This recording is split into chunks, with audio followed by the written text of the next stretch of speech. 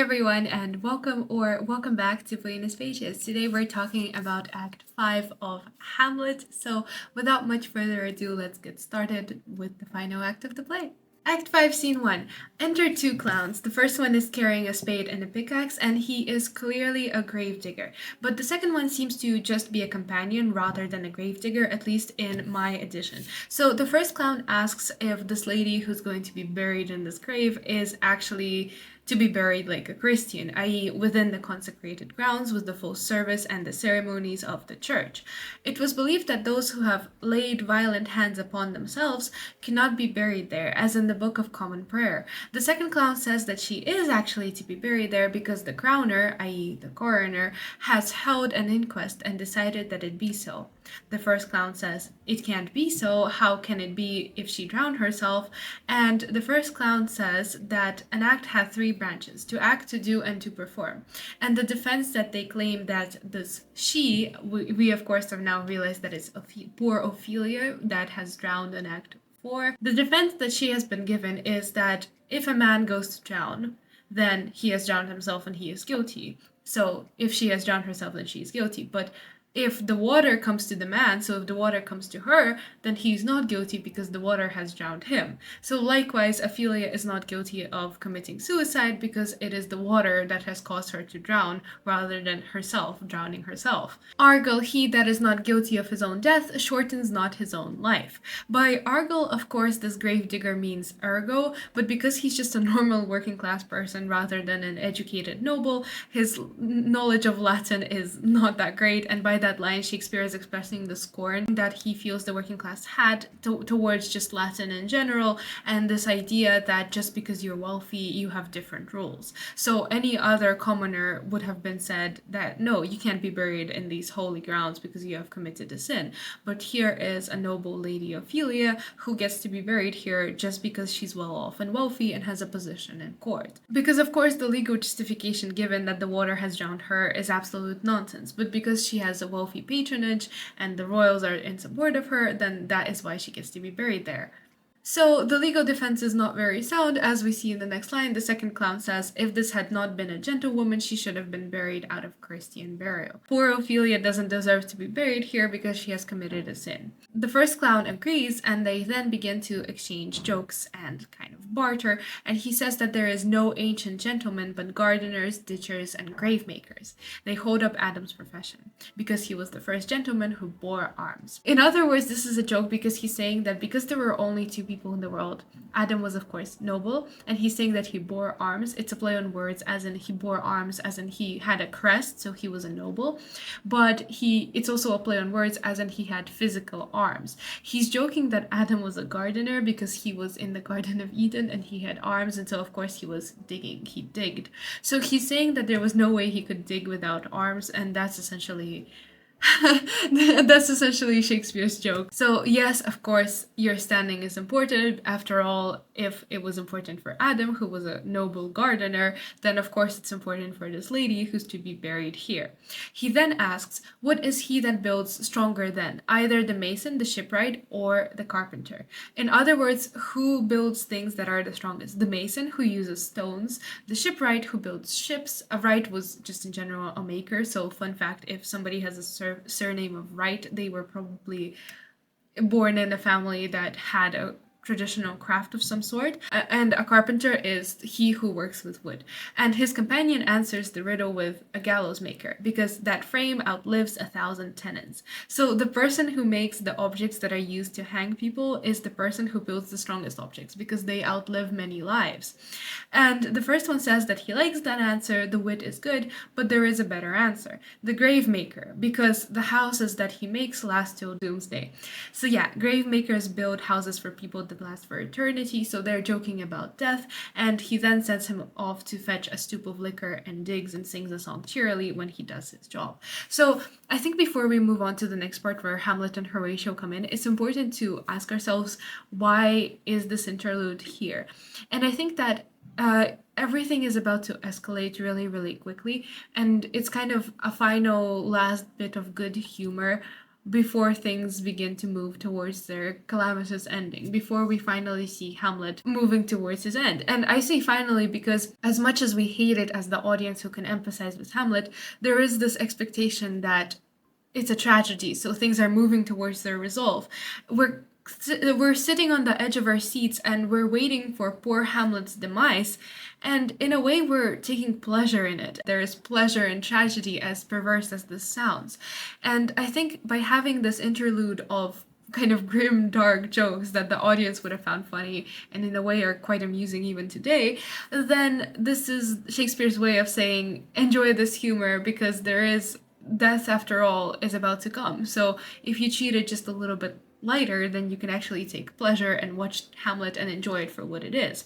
But anyway, Hamlet and Horatio come in, and Hamlet asks, has this fellow no feeling of his business that he sings at grave making?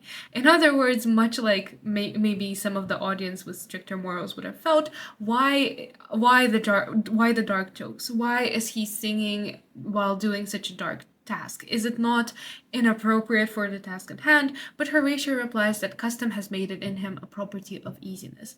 In other words, this is the gravemaker's job. What is he supposed to do? Mourn and weep for every person that he's burying, or rather digging a grave for? If he did that, he would be there forever and he would have no emotion of stability left. So of course he does what humans do. He aims to survive. He aims to make an unbearable job more bearable. He sings. Custom has made it so. He no longer has any qualms. Death has become a normal part of his life, so he's just like any other man who's doing a job. And the next bit is pure comic relief. There's a sense of anticipation, and in this next humorous bit, we see the scene that diffuses the tension just a little bit, although in also a dark way, very apt. It gives us a chance to reestablish Hamlet as a character, and we now get Hamlet as a thinker, as a philosophical character who wittily reflects on the situation. And the situation is as follows. So the gravedigger sings how age has caught him in his clutch and has sent him off to the earth where he has not been. And in other words, he's singing a song about a man who has grown old and death is finally coming to collect him. Again, very appropriate for the task at hand. And he then throws up a skull. Picture this, there is this man who's digging a grave and he's in the earth and he's digging and he's throwing the earth out and he's also throwing bits of skulls out. And again, very, very dark, but also very comic in a way, particularly in this specific act of the tragedy. So he throws out a skull, and observing him, Hamlet comments that the skull had a tongue in it and could sing once, how the knave jolts it to the ground. So here is this guy singing, right? But once the skull could sing too. So this is not just a skull, it's a living person. It's what used to be a living person. And everybody's keen to disregard it. Everybody's happy to sing and carry on with life, while here is a skull that no longer has a life, just being disregarded as trash, as an obstacle, as something in the way of man. And is this not the attitude that people have towards death in general? You treat it as such, but then you move on. It becomes simply an inconvenience in your life rather than something that is treated with what Hamlet feels is the due respect. And of course, this perhaps mirrors what Hamlet felt about old Hamlet, right? Everybody moving on and just throwing out his skull as if it was just that, like a minor piece in history rather than a living person, a king who genuinely cared about his subjects. So he's saying that the gravedigger is treating him worse than Cain, who committed the first murder. He asks if these bones cost no more than breeding, but to play at loggets with them. Mine ache to think on it. In other words, what is the cost of your life if at some point in time a clown or a gravedigger is going to throw you out just like that too? My bones ache thinking about it. This consideration physically harms me. Shakespeare is making us consider our own mortality, which is apt considering the many deaths that are about to come, and it's also a final memento mori. The first clown continues singing a song, this time about how a pickaxe and a spade, as well as a pit of clay for to be made for such a guest as meet. In other words, he's preparing a new house for a new guest. Of course, the house being the grave and the guest being poor dead Ophelia. He throws out another skull, and Hamlet remarks, oh, well, this one might be a lawyer. If it is a lawyer, where are his giddits now, his quillets, his cases, his tenors, and his tricks? Where are his subtleties, his arguments, his titles to property, his sharp practices? None of that. None of his intelligence or wealth matters. We can't distinguish him. He has to suffer this rude knave now to knock him about the sconce with a dirty shovel. Here, many years later, is a fool hitting his skull with a dirty shovel, completely disregarding what he has done in life. Or he may be a buyer of land, but yet look at how his money has no use. The very conveyances of his lands will hardly lie in this books. In other words, the material wealth of this person who we don't know does nothing in the immaterial world. I think it's rather a progressive commentary to say to all the people in the audience, well, does it really matter what you're doing if none of your wealth is going to carry forward? The gravedigger begins to sing his song about making a pit of clay for a guest again, and this time Hamlet can't bear it anymore. He asks, "Who is this grave for?" And the clown remarks, "It's mine," because of course he's the one making the grave. Hamlet remarks, "It is indeed yours because you liest in it." Liest as in you lie about the grave being yours, and liest as in you're also lying in the grave and digging it right now. So Hamlet is very, very happy to engage in this banter, and the digger points out that Hamlet is outside the grave. It's certainly not his, but he's not lying in the grave, but the grave is his. Hamlet is enjoying the play on words. Again, it shows how easily he interacts with people, how popular he is among the court, among the general people. He asks again who it's for, what man, but the gravedigger replies it isn't for a man. What woman then? And he says no. The person to be buried is one that was a woman, sir, but rest her soul, she's dead. So again, it's symbolical of the treatment that people had, that once you're dead, you're dead. You're not a woman anymore, you're not a man, you're simply another poor soul for death to collect, or you're simply another skull to be discarded later. Hamlet remarks that this man is a stickler for accuracy and that he must speak precisely to get the information out of him. So he asks how long the gravemaker has been a gravemaker, and he replies that of all the days in the year, I came to my profession the day when our last king, Hamlet, defeated Fortinbras. It takes us back to the beginning of Hamlet, to the opening scene. It's a nostalgic look back, and it's also a reminder of young Fortinbras, with whom the play will end. The fact that Fortinbras is a powerful force operating in the background. Even though he's largely ignored, he will at the end get his victory. And it's also again a potential suggestion that the next grave will be that of Hamlet when we next see each other. This final act has many allusions back to the beginning. It's a sort of circular ending, and it's also at the same time a breakout out of the loop of corruption and poverty that Denmark has been living in. It's a new start, which we'll talk about when we get to the final scene. Hamlet asks how long since then, and the first clown says that every fool can tell that. It was the very day that young Hamlet was born, he that was mad and sent into England. Again, it's a reminder of our mortality, Hamlet's supposed madness that is well known throughout the kingdom, and as much as Hamlet is liked, this poor average working class man cannot recognize Hamlet, perhaps because Hamlet has changed, or perhaps because he has not seen him in real life. The first clown explains that Hamlet was sent there to recover his wits in England, because if he does, it's good, and if he doesn't, it isn't a problem, because there the men are as mad as he. Again, it's a form of irony, it's a form of jokes that he's explaining to Hamlet why Hamlet was sent off to England, but it also shows that Hamlet is curious as to what the people think, because he asks how he came about to be mad, and he says that he lost the wits upon the ground of Denmark. It's another play on words. An answer to the question upon what grounds. The clown replies, well, of course he lost his of course he lost his wit, of course he became mad in Denmark, because you ask upon what grounds? Well, upon Danish grounds. Hamlet then asks how long a man can lie in the earth before he rots, and the gravemaker tells him it depends on the burial method. A tanner will last you 9 years because water is the main decayer, and so if you protect from the water, the rot will be less. For example, here is a skull that has lain here for 23 years, and he holds up a fellow who was the king's jester called Yorick. And at this point, Hamlet takes a skull and begins to reflect back on Yorick. He says Yorick used to carry him on his back 1,000 times, and now how abhorred in my imagination it is, or how he used to kiss those lips, and now how my gorge rises at it. In other words, how death completely strips away the person you know. It leaves behind a simple shell, and all we see is a disgusting rotting body, so carelessly discarded by gravemakers and the like. Even their close people like Hamlet, who viewed Yorick as a second father perhaps, treats Yorick now with disgust. It's the ultimate memento mori, the reminder, carpe diem, seize the day, remember death. And he then turns to Horatio and he asks if he thinks Alexander, and this is possibly Alexander the Great, great, is like this now too, and smells like this too. In other words, no matter how great you are, you too turneth into dust. Even Caesar is dead and turned to clay. He motions then for them to step aside and be quiet, and Claudius, Gertrude, Laertes, and other lords all enter carrying Ophelia's coffin. Hamlet remarks that the coffin they're carrying is indicative of some status, 'twas of some estate, and that probably it was someone who was desperate hand for do-it-all life. He sees Laertes and remarks that he's a very noble youth.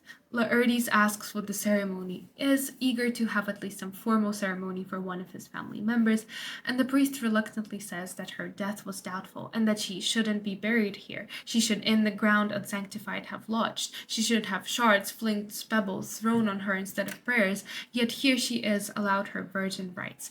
Again, the audience is sitting on the edge of their seats. This is a scene that really builds suspense as we wait for Hamlet to find out two things, that A, Ophelia is the one who's being buried, and B, Laertes, who he views as a noble youth, is actually no longer a friend for Hamlet, but somebody who blames Hamlet for the demise of his family. Very indicative of the attitude of the time is the priest's phrase that she should have stones thrown at her, because of course she's viewed as a sinner, not as a young woman who was driven to desperation.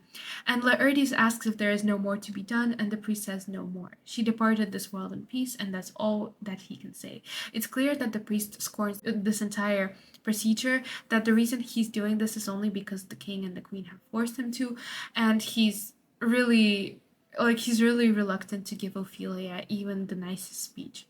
Laertes declares that from her fair and unpolluted flesh may violets spring. In other words, Laertes doesn't really care what the priest thinks. He wants to give Ophelia justice, and so he says that he hopes that from her dead body violets, a flower of love, will grow. The flower that she looked for upon her father's death. It's a reference to the flowery image of the previous act, a reminder of how Ophelia has died. And he also tells the priest, furious, that my sister will be an angel, while you, churlish priest, will rot in hell. Which honestly is impressive to see, because he's speaking up to a priest, an incredibly important religious figure for people at the time. Like, the only person more important is the king, which is why the priest is forced to commit this burial. So in other words, Laertes is really demonstrating that he is willing to truly and honestly scorn societal expectations because he's waiting to enact his revenge. I dare damnation, as we have seen in the previous act. Hamlet is shocked that it's Ophelia, and Gertrude remarks that she hoped thou should have been my Hamlet's wife. I wish these flowers would have been for your bride bed, not for your grave. She throws some flowers in, and Laertes declares that he hopes that trouble woe fall 10 times trouble on that cursed head. On Hamlet, of course. And he asks to hold off scattering the earth. He jumps into the grave and he says, let me be buried with her. Pile the dust on top until you have made to overtop old Pelion or the skyish head of blue Olympus.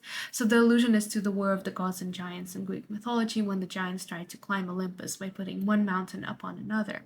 Laertes is excessive here. He's essentially saying, bury me with her. And I think that it's symbolic that even in death, Ophelia is not the center of attention. She's not really given her moment to shine. And at this point, the attention shifts to the men again, as Hamlet also comes forward, jumps into the grave, and he asks, who is grieving like this, whose phrase of sorrow conjures the wandering stars? He's saying that it is me, I, Hamlet the Dane. He leaps in after Laertes, and the two start fighting, and in the grave, over poor Ophelia, who even in death does not get her moment of attention, because here these two come in and start their petty fights over who loves her most. I love her most, no, I love her most, and nobody cares over the fact that they're doing it over her dead body. I mean, this is not what Ophelia would have wanted, and nobody seems to care. Hamlet tells him to take your fingers off my throat. I may not be mad as before, but I am not splenitive and rash, but have I something in me dangerous, which let thy wiseness fear. I'm still dangerous. You better be terrified. You lay off. She's my woman. She's not your sister. I grieve for her more than you. Gertrude cries out for Hamlet, and Horatio tries to separate them, and Hamlet declares he will fight with him upon this theme until my eyelids will no longer wag. In other words, until I stop blinking and I die, I will argue with you. Gertrude asks, argue about what? And Hamlet states, I loved Ophelia. 40,000 brothers could not. In other words, he's saying that I love Ophelia stronger than Laertes and 39.999 thousand people could have ever loved her. So I am definitely in love with her more so than Laertes. It's again a competitive declaration. It's again like an ego fight. It's a poignant moment that also shows that he never said this in life to Ophelia, that he actually loves her. But the moment is also ruined by the fact that he's viewing it as a means to kind of make competition with her brother. You could interpret it in both the competitive and the emotional scene, and as we see Hamlet thrown into a mourning state once again, lashing out, putting his philosophical nature behind. Again, it's the childish Hamlet that temporarily comes out. He's angry at himself. He asks what Laertes would do, whether he would cry or fight or drink vinegar or eat a crocodile. He's challenging Laertes. He's saying that his feelings and emotions are far weaker. He's ready to fight, and he says that he's ready to be buried quick with her, even if there are millions of acres on us. Claudius remarks that this is mere madness and he's speaking in a fit, and when Hamlet hears this, he says that the reason for this is I loved you ever. But then he says no matter, he'll let Hercules do his thing, so he mockingly calls Laertes a Hercules. He won't stop him, let Laertes rant and act as he wishes, I will have my day. The cat will mew and dog will have his day. He leaves and Claudius tells Horatio to follow him, reminding Laertes to strengthen your patience. In other words, remember last night's speech. He tells Gertrude to set some watch over your son, and he says that the grave will have a living monument. This part is, I think, very enigmatic because living monument as in, oh, poor Ophelia will be remembered forever. Of course, yeah, sure, she'll be remembered forever after all the attention has shifted away from her, and remembering her and her beautiful actions and her kind nature has shifted as we see Laertes and Hamlet fighting it out, and then everybody leaves and that's it, the scene ends. So it's ironic that he says you have a living monument, but it's also perhaps an enigmatic reference to, oh, well, living monument, as in Hamlet is so eager to join you that he definitely will soon. Till then, impatience our proceeding may be. So in other words, I am patiently waiting until the day that Hamlet, your living monument, joins you, Ophelia, and you two lay buried, and I, Claudius, continue to reign. Act 5, Scene 2. Hamlet recounts to Horatio what has happened since he left. Hamlet was ill at ease when they set sail, and he realized that something is wrong, so in the dark he sneaked and he opened a letter where he found out that there was a royal commission with many reasons that ordered that my head should be struck off. It said that as soon as they arrived to England, the royal should be killed, for the safety of both countries. He realized that he was bennetted round with villains, and he sat down to write a new commission. A new letter that said that the bearers of the letter should be killed immediately upon arrival. So in other words, it is Rosencrantz and Guildenstern that will be killed. And it shows us how much Hamlet has changed, that he so quickly and willingly acted to sign away the death of what used to be his friends. He has become far more decisive, and he has also recognized that, well, that's it. If they're trying to kill him, he needs to take action, and, well, it's either them or him, right? He needs to take action and get his revenge as well. He has realized they have betrayed him, and he no longer has any qualms about getting rid of them either. It shows us that perhaps he's willing to murder Claudius and that he's ready to face him. It's also significant that he says, ere I could make a prologue to my brains, they had begun the play. Before he could get his mind working on creating a logical course of action, my mind was busy doing the right action. Finally, he's beginning to act, and he's also viewing it as his play. It's another example of the play within a play that we discussed earlier, and the elements of meta, when the players had come in, for example, in the last few acts. He sealed the fake letter with his father's signet in my purse, and he signed it and placed it safely, never changing it. They never knew the better. The next day there was the sea fight, which we already know about from the last act. Horatio remarks that, so that's it, they go to it, that Rosencrantz and Guildenstern are doomed, and Hamlet remarks that, well, they did make love to this employment. They are not near my conscience. They have made their choice to suck up to Claudius rather than choose Hamlet's friendship, so he has no regrets of sending them off. He remarks that it's dangerous when the baser nature gets in between mighty opposites. In other words, the baser nature, poor Rosencrantz and Guildenstern, the mere commoners, shouldn't have mingled. They shouldn't have gotten in between me, the mighty Hamlet, and Claudius, the other mighty person who is my exact opposite. They are disregarded, they're collateral damage, and Horatio rightly remarks, why, what a king is this? You sound like a great king. And it makes the tragedy so much more extreme because we realize that Hamlet is finally coming into his own, that Hamlet is finally viewing himself as a king, as a mighty man who's ready for the throne. And the tragedy is that just as he's beginning to become a king, just as he's suited to his destiny, his life begins to end, to move into its conclusion. We see that Hamlet could have been truly a great king, and he's finally starting to become somebody worthy of being a king, and his life is cut short at this very moment. Hamlet reminds us, just in case we have forgotten, that it is suited to quit him with disarm, that he thinks it suitable and apt to enact revenge on Claudius because he has killed my king and whored my mother, and popped in between the election and my hopes. It's referring to two important moments here. One, Hamlet is referring to his father as my king. He's embracing his legacy and his kingdom, his kingly responsibilities. He was my king, now I am king. And the second important moment is that he's finally questioning why his uncle is king and not him. Before, he was so deeply entrenched in grief and this focus that, oh no, my mother is sleeping with this new husband, that he wasn't ready to take on the role of king. He fully disregarded it, but now he is ready for it. And more than that, he says it's apt for him to take revenge, as Claudius has tried to kill him, and with such cozenage. This is a play on words. Cozenage meaning both trickery and deception. He finally recognizes that Claudius has gained his place unfairly, and also cozenage as in they're both cousins. Compared to the speeches at the beginning of the play, this is a far more rational monologue. It is more calm and precise, and it's about the politics rather than his own personal emotions. Of course, he still expresses his kind of anger at the fact that his mother has remarried, but it's also more so about the politics of, well, how is it that Claudius has gotten this place again, rather than, oh no, my father's dead and nobody cares anymore. He is now a man who has matured. He's looking at the political implications. It's not entirely based around his own personal affairs. He realizes that he has to put the affairs of the kingdom before his own. He realizes he has been done out of his inheritance. For the first time, we raise this question openly. Why isn't Hamlet king? Is it really because of him being seen as immature, or the electoral system as we have speculated in the previous act?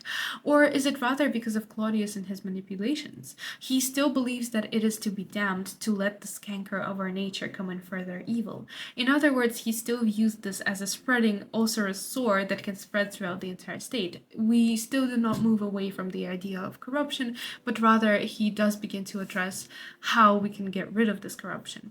Horatio tells him that Claudius will soon find out about what happened in England, but Hamlet says, no matter, the interim is mine. In the meantime, I will take control. He also admits that he feels very sorry about Laertes, that he has lost control of himself, that the bravery of his grief did put me into a towering passion. He admits that he shouldn't have acted the way that he did, that he sees the image of my cause in the portraiture of his. In other words, he admits that there are similarities between him and Laertes, and it's a far more mature outlook than Hamlet's of the first acts, where he was so focused on himself that he was like, nobody's like me, nobody can understand my suffering. No, in other words, he's saying here, my suffering is not alone. It's the entirety of Denmark that is suffering, and I see myself in Laertes as well. We really do see King Hamlet here, a good and noble, just king who would admit his wrongs and share his empathy towards others. He remarks that I'll count his favors, like, I have to apologize for poor Laertes. And of course, the tragedy is that the noble king is not to be. Claudius has gotten there first. Claudius is the one counting Laertes' favors, and we see that when young Osric comes in. So Hamlet remarks to Horatio that this is a vice to know him. This is a well-off landowner who has fertile land, and here is another sycophantic courtier, much like Polonius, who does his best to remain in royal favor. Another Polonius, another water fly, a fly that frequents water, a flighty creature. He switches to prose, again a lack of respect as we discussed in previous acts, and he begins to have some fun with Osric. First he tells him, oh, it's hot, you better take off your hat. Osric thanks him. Then he tells him, but no, it's rather cold. And Osric agrees and puts the hat back on again. Then he says, well, no, it's actually quite hot. And Osric again agrees. It's another small comedic routine before we find out the serious news that the king has laid a great wager on your head.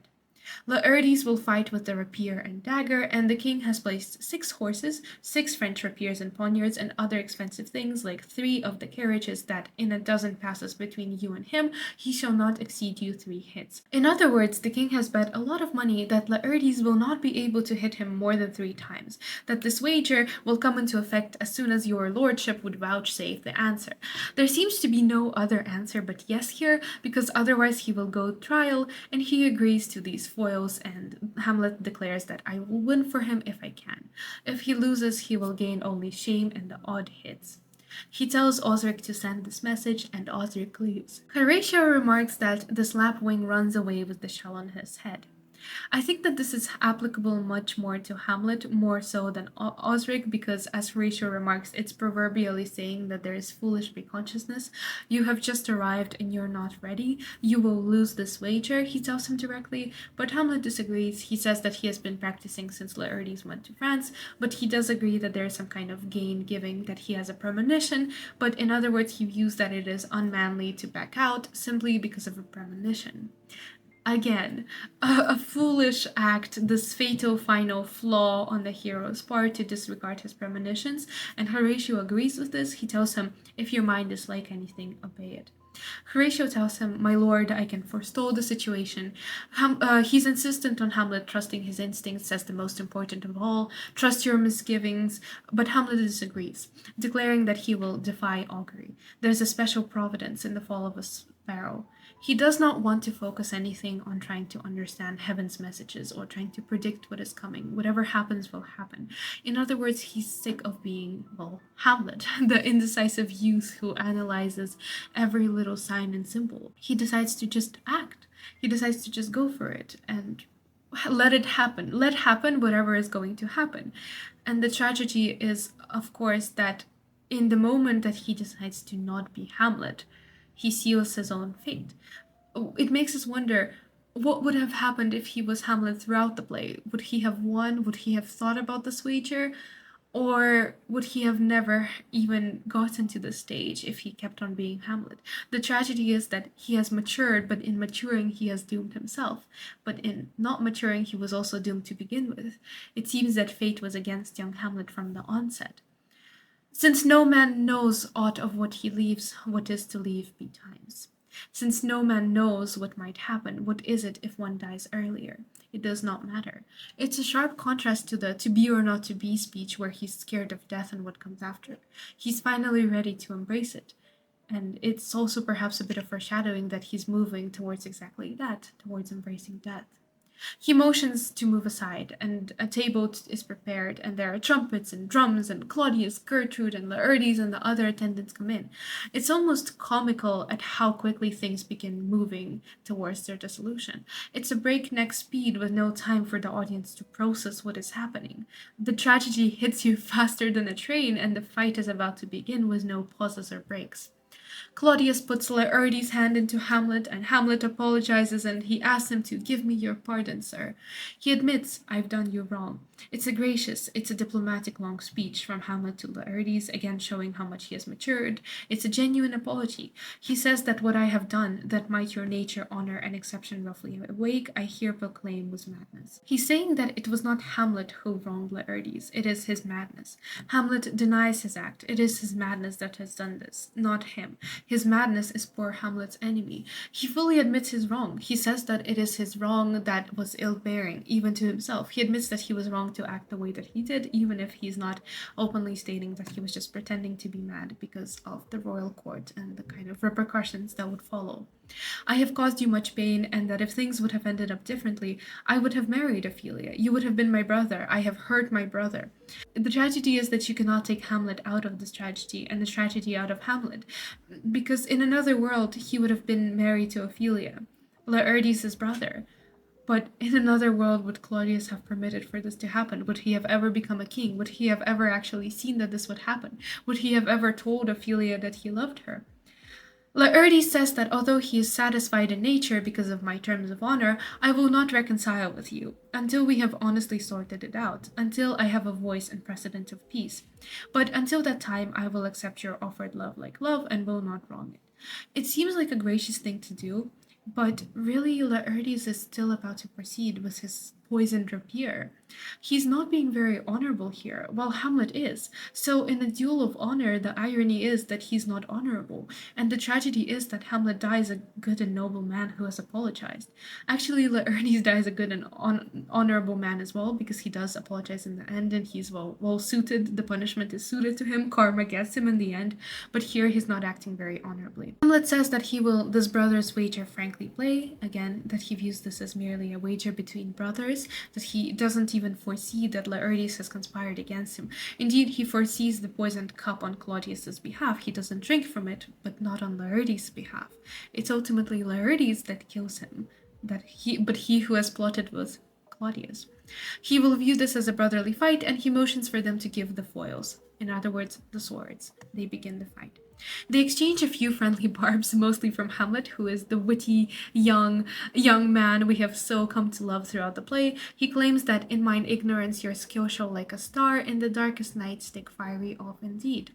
The servants bring in stoups of wine, and Claudius declares that if Hamlet gives a hit, have all the battlements their ordnance fire, and I shall drink to his better breath, and throw a pearl, an onion or an union shall be thrown richer than that which 4 successive kings in Denmark's crown have worn. So here is Hamlet teasing Laertes, like, oh, you're so skilled, you're gonna absolutely destroy me, and Laertes is like, oh, you're making fun of me, and Hamlet is like, oh, not at all. And while all this is going on, Claudius is giving this royal speech that I am cheering for Hamlet with all my heart. He's my son. And if Hamlet wins, let all the cannons be fired. Let the entire kingdom celebrate. And here is this pearl that I'm throwing into the wine. And an onion is a pearl of large size and great value. And it's perhaps a reference to the bet that Cleopatra had, where she said that she could spend thousands and millions of sesterces on a single meal. And she then proceeded to very cleverly drop a pearl into a glass of wine and drink the wine, drink the pearl. So but in the context here, it is a poisoned pearl. And it says that the wager was rigged to begin with because Claudius has planned this in advance. The fight begins. Hamlet strikes the first hit. Claudius says, Hamlet, this pearl is thine. Here's to thy health. And he gives the cup to Hamlet. So he said, oh, yeah, sure, I'll drink to you. But he's not the one actually drinking. He says, oh, like, sure, I've drunk already. Hamlet, go ahead. But Hamlet says, no, I will play the bout first. Drink later. It builds tension. It builds suspense. It makes us ask, has Hamlet figured out that the cup is poisoned? Or is he merely stretching for time? We're sitting on the edge of our seats waiting to find out what's going to happen first. He's going to be stabbed with the poisonous sword, or is he going to drink the cup? They play again. Hamlet has another hit. Gertrude remarks, he's fat and scant of breath. She's playing the worried mom, the maternal solitude. She's worried he might lose, so she's making excuses like, oh, if my son loses, it's because he's out of breath and he is out of shape. But she's also kind of displaying this proud attitude that, oh, look at my son winning, because Hamlet is at this point winning, and she's playing the humble mother like, oh, he's not even on his best shape yet. Like, oh, Hamlet is even better than that. And then Gertrude decides to toast Hamlet. She drinks. In case the audience had any doubt that the cup was poisoned, Claudius aside remarks, it is the poisoned cup. It is too late. While we think that the crisis has been averted and nobody gives much heed to poor Gertrude, Hamlet hasn't drunk from it. They begin the third exchange of blows, and Laertes wounds Hamlet. Then, in scuffing, they change rapiers, and Hamlet wounds Laertes. This is from the stage directions, and we see now that this scene, because this was meant for the stage, could have really been used to build suspense, to toy with the audience, to, while we focus on Gertrude and think, oh no, his mother is dying, and also think, oh, maybe Hamlet's not going to die, that's the exact moment Laertes stabs Hamlet. And just when we gasp and go, oh no, Hamlet exchanges rapiers and stabs Laertes too, so they're all harmed. And just before we get a chance to process this, Gertrude falls. So again, the bodies start piling up. The action starts going really quickly. And Laertes remarks, I am justly killed with mine own treachery. The queen shouts, it was the drink, the drink. Oh, my dear Hamlet, the drink, I'm poisoned. She dies. She doesn't get to speak out or say anything to Claudius. She doesn't get to say, Claudius, I hate you. How dare you try to poison me and my son? She shouts out to Hamlet before she dies. It's her motherly love. Although alternatively, you could view her as shouting out to poor old Hamlet and saying, oh, my dear Hamlet, I'm sorry. I shouldn't have doubted you. She doesn't mention Claudius at all. She's nothing more than an accessory to this play, and we still don't get to hear her thoughts, her final remarks. Hamlet tells the door to be locked. Treachery, seek it out. And before we get to see a potential inquest into Claudius's action, Laertes confesses. He tells him that, Hamlet, thou art slain. You have half an hour left to live, and the treacherous instrument is in thy hand. It is because of me. My own weapon has turned against me. Thy mother is poisoned. I can no more. The king's to blame. Hamlet remarks, shocked that the cup is poisoned, that the point is poisoned too, and then venom to thy work. And then he stabs Claudius. So he forces Claudius to drink after he stabs him. He tells him to follow my mother after asking if his union is there. It's a pun. Union as in the union between Claudius and Gertrude, but also, of course, union as in onion or union, the poisoned pearl. He's humiliating Claudius because he has used the poison many times. He's saying, here, take your own medicine, die from your own hand. He has enacted his revenge, and before the treacherous villain dies, his final line is, oh, yet defend me, friends, I am but hurt. Claudius doesn't get to say much more than that. He calls out for people to defend him, but there is no one to defend him. He has no true friends, and he's completely disregarded. Before he does that, Hamlet also tells him that he's an incestuous, murderous, damned Dane. This asyndetic list. For the first time, Hamlet gets the chance to voice everything he has ever wanted. Even though Hamlet will die, he has also won at the end. He has started the play wanting to die too, so in a way it's a happier version of Shakespeare's most tragic tragedy. As for Claudius, nothing more. He simply dies, no one cares. As Laertes remarks, he is justly served. He tells Hamlet to exchange forgiveness with me, noble Hamlet. Mine and thy father's death come not upon thee, nor thine on me. Laertes atones for his wrongdoing. He dies an honest man. It makes us feel some sympathy for him. It makes us wish for a safe passage for him. What he's saying is very true, because essentially none of them are to blame. They are all victims, essentially, to Claudius's treachery. Hamlet sees this and he says, heaven make thee free of it. He declares that he is dead, and he also remarks that had I but time, as this fell Sergeant Death is strict in his arrest, oh, I could tell you, but let it be. He wants to say something to the queen, or perhaps to Horatio, but he realizes life is short. He doesn't have much time. Instead, he tells Horatio to live and to report me and my cause aright to the unsatisfied. Again, a link to the play's universality. Live to tell my story to all those who have suffered. Tell them that in the end I have succeeded, that I have enacted my goal, and maybe I'm dying, but here I am, I've accomplished my goal, and that's all that matters. Horatio remarks that I am more an antique Roman than a Dane. Here is yet some liquor left. The true friendship. He's saying that I am more Roman than Dane. I am more like the Romans. I'd follow my king even into the afterlife, rather than let you go like a Dane. He wants to drink the poison. He wants to join Hamlet, but Hamlet forbids him. He tells him to let go. Hamlet says he will drink the rest, and if you were truly ever a friend who hold me in thy heart, absent thee from felicity a while, and in this harsh world draw thy breath in pain to tell my story. Just live. Give me the necessary respect. Give me the proper burial. But live, tell my story. Then there's a sudden warlike noise, and it says that young Fortinbras comes in. He comes in with conquest, and Hamlet says that he's dying, he cannot hear the news from England, but Fortinbras has my dying voice. Hamlet is king now. Claudius has died, he's officially the next in line, so this line is hugely significant. He's happily relinquishing the throne to Fortinbras. In another world, Fortinbras is like Hamlet. And he has won too. He is living. In an alternate universe, Fortinbras is Hamlet, who has gotten his revenge and gotten the throne and a happy life. Here, Hamlet has merely gotten his revenge and gotten his throne, but he has not gotten the chance to live. And although I haven't lived, I've gotten my revenge and I support Fortinbras. It's a noble and elevated thing to do, to support Fortinbras even in death. He's concerned about the future of Denmark. He reminds Horatio to tell him everything, that the new ruler should be informed. He gives a sigh and dies. And Horatio remarks, now cracks a noble heart. Good night, sweet prince, and flights of angels sing thee to thy rest. It's a beautiful line, well suited to the noble heart that Hamlet was. The flights of angels is perhaps a reference to an ancient Latin prayer that is praying for every man's soul, and says that flights of angels are coming to pick you up. In his final moments, Hamlet cared about the future of Denmark. He has finally acted like the true king.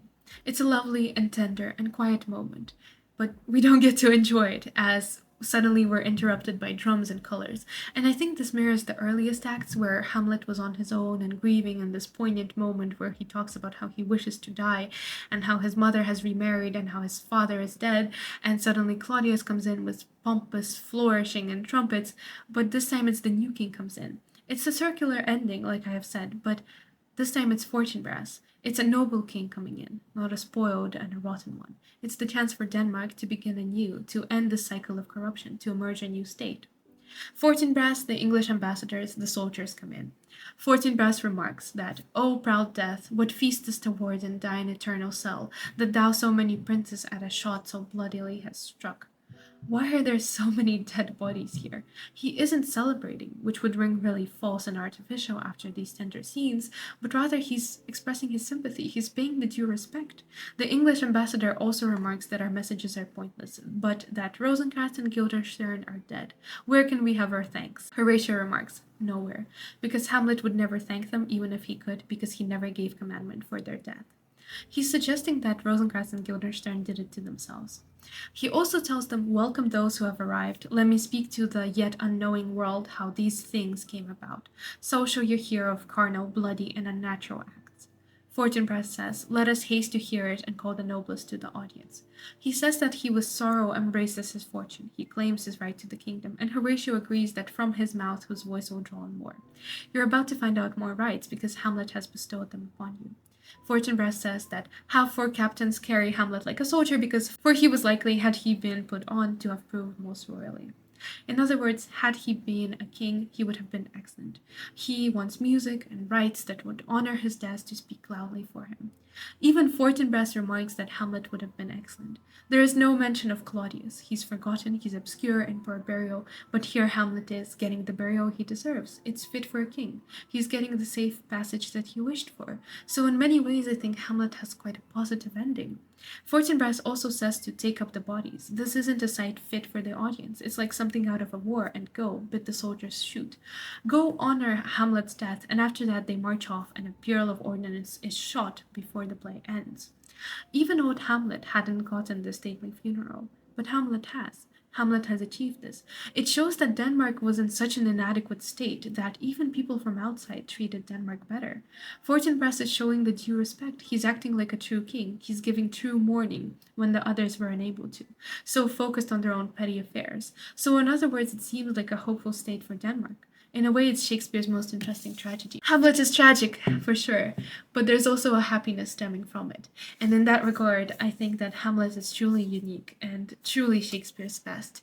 And I hope that with this series, I could bring a little bit to you from my heart about what Hamlet is to me and summarize and analyze the play in a way that makes you fall in love with it just a little bit more. Hamlet will always have a special place in my heart, so I hope you enjoyed this video series. Thank you so much for making it this far. Leave a comment, leave a like, subscribe, and I will hopefully see you soon.